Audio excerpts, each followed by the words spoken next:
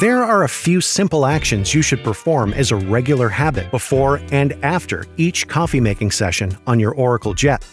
Doing so means less effort later on.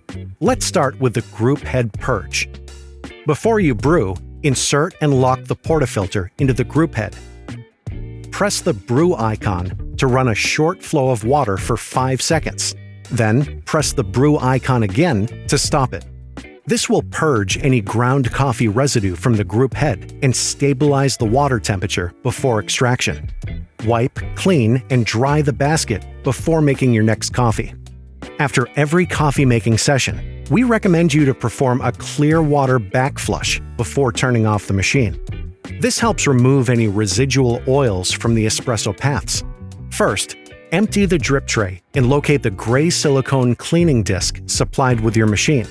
Place the silicone cleaning disc into the filter basket, then insert and lock the portafilter into the group head.